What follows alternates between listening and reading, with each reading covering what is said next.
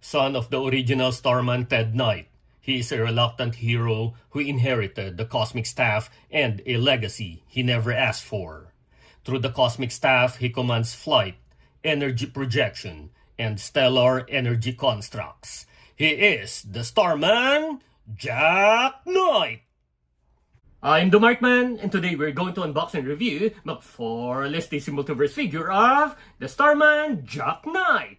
But before we start, just a simple request, please subscribe to my channel. So are you ready? Then welcome to the Markverse!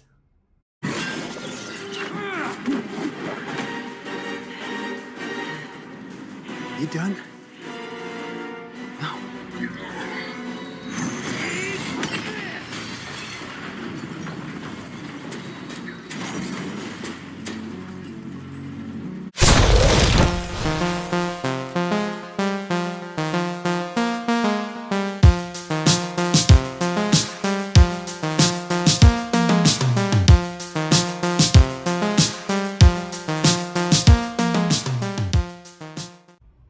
There are a lot of characters who have used the mantle Starman.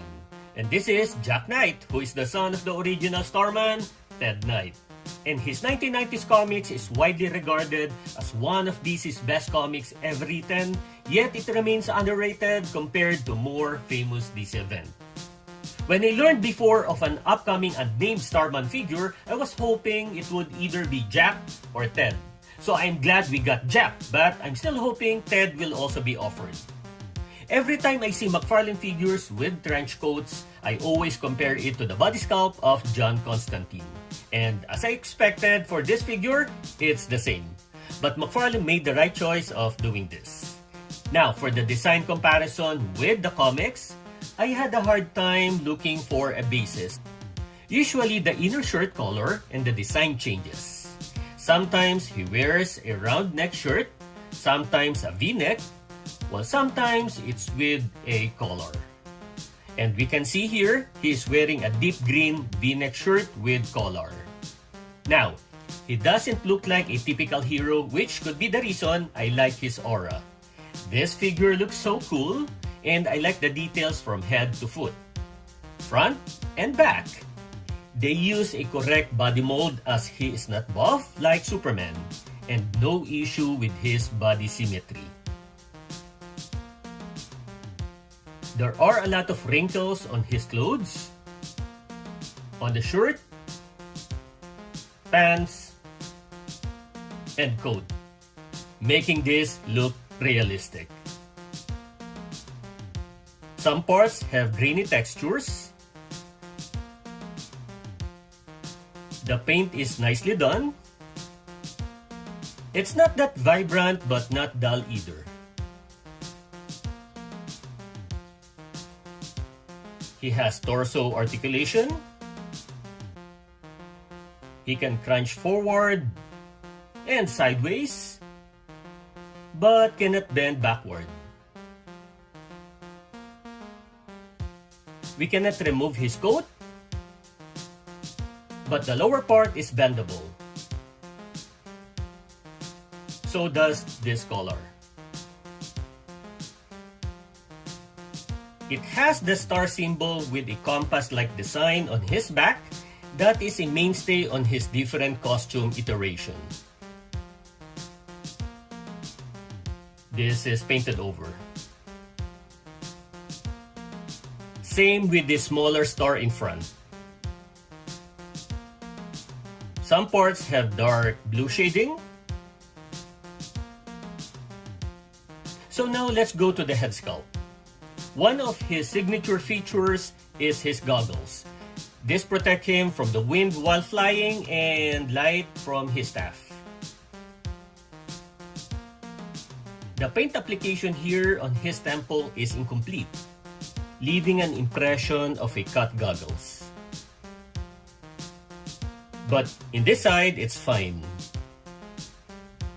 We can also see his earrings. He has good hair details, including his goatee. His face looks cool. We can move his head down and sideways, but tilting its back is limited. We could also see his Adam's apple. I like what they did here. We can do the lateral raise, full rotation of the arms,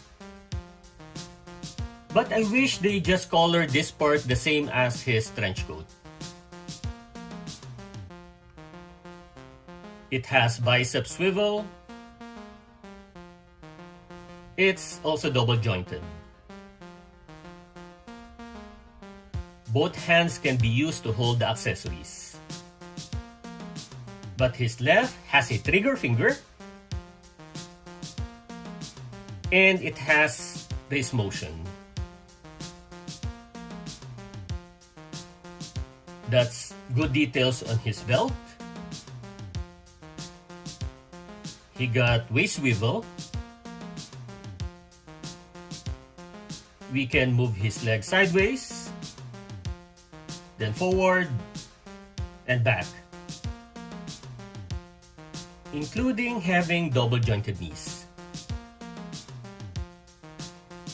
Same with his ankle, it has articulation and also having toe articulation as well. For the accessories, we have a base, then the art card,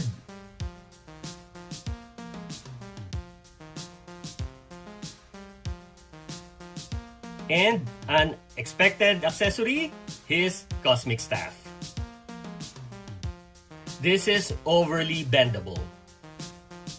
It lacks sturdiness and will look flimsy when you pose it. Knowing McFarlane, longer accessories do have the tendency to warp over time, so that's bad. The design though seems accurate based on the comics. There's the control nodes, and this emitter tip, which is also bendable. So the only issue I have with this accessory is that it's too bendable. So that's it. Now for the measurement, he stands around 7.25 inches. Now for the comparison, let's compare him with the Justice Society members as he is more associated with than the Justice League. Let's start with the Starman of Kingdom Come, Tom Keller. Then Damage, Citizen Steel, and Power Girl. Next is Jay Garrick, Dr. Fate, and Our-Man.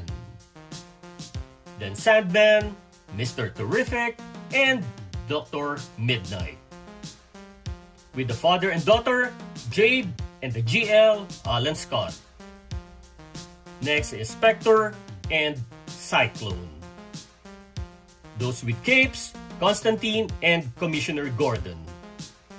Then the Question and Hush. Last are those with long weapons, Black Manta, Tim Drake, and the Riddler. That's the comparison. I am glad McFarlane already gave us Jack Knight, and I hope Ted Knight will come soon. I like the design as it looks cool, and as I said, I like all of its details. The body paint including the star symbol is good, except some incomplete paints on the head. His articulation is mediocre, and the cosmic staff is too bendable, which is an issue for me. Regardless, this character is an important one and should be in your collection. So, if you like this video, click the thumbs up button, please subscribe to my channel, and don't forget to push that notification button since I publish new videos every week. Again, I am the Markman, thank you for visiting the Markverse, and always remember to pay it forward with kindness.